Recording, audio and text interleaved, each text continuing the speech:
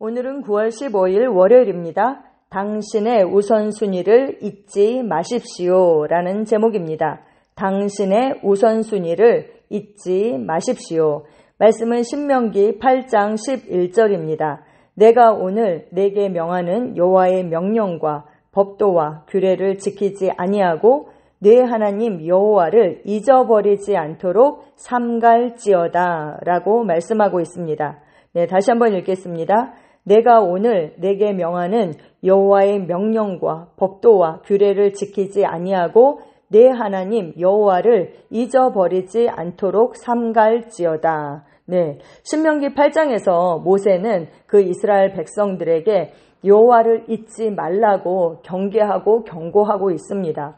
너희가 그 하나님께서 그 약속의 땅 가나안 땅으로 인도하고 그 땅을 너희가 차지하게 될 것이다. 그 땅에 너희가 들어가면은 너희가 정말 모든 것이 풍요롭고 잘 살게 될 텐데 그때 너희가 이 모든 것이 그 마음에 내 능력과 내 손의 힘으로 이 재물을 얻었다. 그렇게 말하게 될 것이다. 그때 너희가 기억해라. 너희에게 그 재물 얻을 능력을 주신 분이 바로 하나님이시다. 네 조상들과 맹세하신 그 언약 때문에 너희가 그렇게 잘 살게 된 것이다. 그때 너희가 여호와를 잊어버리고 다른 신들을 따라서 섬기면 안 된다. 너희가 그러면 멸망할 것이다. 라고 경고하고 있습니다. 네, 그러면서 40년 동안 하나님께서 너희를 어떻게 인도하셨는지, 어떻게 너희가 40년 동안에 의복 하나 헤어지지 않고 네 발조차 부르트지 않고 하나님께서 돌보셨는지를 기억해라. 라고 신명기 8장에 말씀하고 있습니다. 주님을 위해서 우리가 무엇을 해야 하는지 정말 잊어버리기가 쉽습니다. 우리는 어려울 때는 막 주님께 정말 매달리잖아요. 근데 우리가 풍요롭게 됐을 때 문제가 해결된 이후에는 정말 그 하나님을 잊어버리기가 너무나도 쉬운 것이죠. 개인뿐만 아니라 교회도 마찬가지입니다. 교회 역시 우선순위를 잊어버릴 수 있습니다. 우리가 교회의 역사를 보면 알 수 있죠. 교회가 세워진 지 3세기 만에 온 세상을 장악했습니다. 이는 통신과 교통이 매우 느렸던 시절에 이룬 놀라운 성과였습니다. 그때는 엄청 핍박을 받는 그런 시기였어요. 그런데도 불구하고 3세기 만에 정말 이 복음이 퍼졌습니다. 그런데 서기 324년 콘스탄틴 황제는 기독교인에 대한 박해를 금했고 6년 후인 330년에는 기독교를 세계의 종교로, 그 로마의 종교로 선포했습니다. 교회는 이것에 대해서 굉장히 기뻐했죠. 그런데 그 이후에 정말 어떤 이유에서인지 너무 안일해졌습니다. 핍박을 받을 때는 목숨을 걸고 복음을 전했는데 이 기독교가 정말 그 공식적인 그런 종교가 되었을 때 그들이 평안했고 그들은 안일해졌습니다. 그렇습니다. 방금 전에 말씀드린 것처럼 문제가 있을 때는 우리가 기도하잖아요. 근데 문제가 해결되고 나면 우리가 정말 하나님을 잊어버리고 안일해지기가 너무나도 쉬운 것이죠. 모든 것이 괜찮아 보였기 때문에 그들은 전도의 긴급성을 느끼지 못했습니다. 그들은 모두가 종교를 가지고 있다고 그렇게 생각했지만 예수님은 종교를 세우기 위해서 이 땅에 오신 것이 아닙니다. 종교는 사단이 준 것입니다. 기독교는 종교가 아닌 것입니다. 그분은 사람들이 진정으로 구원받기를 원하셨습니다. 그리고 우리에게 생명을 주시고 생명의 관계를 맺게 하셨습니다. 네, 종교는 기독교가 아닙니다. 따라서 우리의 우선순위를 항상 재평가하는 것이 중요합니다.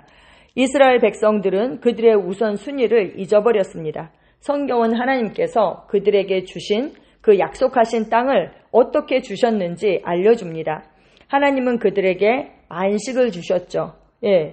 그 땅에는 평화가 있었고 모든 것이 좋았습니다. 그러나 하나님은 여호수아 23장 7절에서 8절에 그들에게 경고하셨습니다.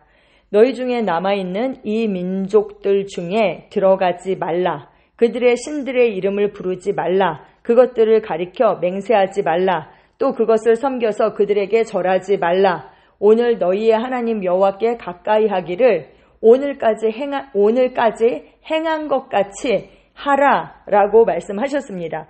하지 말아야 할 것을 쭉 말씀하시고 여호와를 가까이 하라라고 권면했습니다. 이스라엘 백성들은 한동안 이 경고에 주의를 기울였죠. 하지만 결국 휩쓸려서 이방 신들을 섬기기 시작했습니다. 모세도 똑같이 경고했거든요. 그런데 그들이 이 하나님과의 약속을 잊어버리고 이방 신들을 섬겼습니다. 이는 우리가 영혼을 구원하지 않을 때 일어나는 일입니다. 교회가 자신의 그 사명을 잊어버리고 세속화되기 시작합니다. 곧 우리는 그들의 매력적인 직업 제안과 군침 도는 사업에 관심을 갖기 시작합니다. 교회가 세속화되어서 세상 사람들이 하는 방식을 따르는 것이죠. 세상 사람들이 하는 투자에 투자하고 여러 가지 돈 벌 궁리를 하고 전혀 복음과 상관없는 그런 일들을 합니다. 그런데 겉으로는 이것을 주님을 위해서 한다 이렇게 변명을 하는 것이죠. 그들은 우리가 영혼 구원자라는 사실을 잊어버릴 때까지 우리를 계속 끌어당깁니다. 그들이 누구일까요? 우리를 끌어당기는 그들, 바로 사단입니다. 겉으로는 그렇게 흉악한 모습으로 나타나지 않을 수 있지만 여전히 매력적인 그런 모습으로 우리에게 다가오지만 그 배후에는 우리를 정말 계속 이 세상 사람 수준으로 낮추는 그런 사단의 그런 괴계가 있는 것입니다. 우리가 그것을 영적으로 볼 수 있어야 하는 것이죠. 그리스도인들 중에는 주일에 출근해야 해서 교회에 갈 수 없는 사람들도 있습니다. 사업이 번창해서 늘 출장을 가야 하기 때문에 교회에 오지 않는 사람들도 있습니다. 그런 사람들은 자신의 우선순위를 잊어버린 것입니다. 세상이 당신을 끌어당기지 못하게 하십시오. 당신의 우선순위를 잊지 마십시오. 그리스도와 영적인 일들에 대한 당신의 교제와 헌신의 거룩함을 유지하십시오. 계속해서 영혼을 구원하십시오. 당신은 그리스도인입니다. 삶의 모든 영역에서 당신이 그리스도인이라는 사실을 분명하게 나타나게 하십시오. 아멘. 그러면 주일에 출장을 가지 말아야 하는가? 그럼 주일에 출근하는 그런 직업을 가져서는 안 되는가? 우리가 이렇게 질문할 수 있죠. 네, 그것은 개인의 믿음이라고 저는 생각을 합니다. 그런데 여기에서 중요한 것은 우선순위를 잊어서는 안 된다는 것입니다. 계속 내어주고 한 번 했어요, 두 번 했어요, 세 번 했어요. 그러면서 우선순위가 완전히 뒤바뀌게 되는 것이죠. 어떤 목사님은 제가 질문을 한 적이 있어요. 그러면 이렇게 운전하시는 분들이 있잖아요. 버스 운전. 이것은 공공 영역에 있어서 정말 꼭 필요한 일이고 그런 직업을 내가 가졌는데 그러면 나는 주일날 교회 가야 돼서 주일날 운전을 못해요. 이렇게 할 수는 없는 것이잖아요. 그럴 경우에는 어떻게 합니까? 제가 질문을 한 적이 있거든요. 근데 그분의 대답이 충격적이었어요. 그분이 뭐라고 그러셨냐면 그런 직업은 반드시 필요합니다. 그런데 왜 내가 그런 직업을 가져야 합니까? 이렇게 왜 우리 교회 성도님이 그런 직업을 가져야 합니까? 이렇게 대답하시는 걸 들었어요. 그분의 그 답이 정답은 아닙니다. 그런데 여러분, 우리 스스로 알 수 있어요. 내가 우선순위를 잘 세웠나? 삶의 우선순위를 바로 세우기 위해서는 정말 믿음의 결단이 필요합니다. 내가 무엇을 위해서 사는가? 이 세상에 정말 내가 주님 앞에 가지고 설 것은 무엇인가? 마지막 내가 이 땅을 떠날 때 정말 남는 것은 무엇인가? 우리가 이것을 진지하게 고민하고 삶의 우선순위를 바로 세워야 하는 것입니다. 오늘 본문 말씀이 신명기 8장 11절인데요. 참고 성경에 14절까지 나와 있습니다. 제가 읽어드리겠습니다. 내가 오늘 내게 명하는 여호와의 명령과 법도와 규례를 지키지 아니하고 내 하나님 여호와를 잊어버리지 않도록 삼갈지어다. 내가 먹어서 배부르고 아름다운 집을 짓고 거주하게 되며 또 내 소와 양이 번성하며 내 은금이 증식되며 내 소유가 다 풍부하게 될 때에 내 마음이 교만하여 내 하나님 여호와를 잊어버릴까 염려하노라. 여호와는 너를 애굽 땅 종 되었던 집에서 이끌어 내시고. 아멘. 그분이 우리가 흑암의 권세에 있었는데 어떻게 하나님의 사랑의 아들의 나라로 우리를 옮기셨는지, 그래서 그 기업의 영광의 풍성함을 누리게 하셨는지 우리가 이것을 기억해야 하고 그것을 전해야 합니다. 아멘. 디모데후서 4장 2절입니다. 하나님과 이 2절인데요. 제가 1절부터 읽어드리고 싶어요.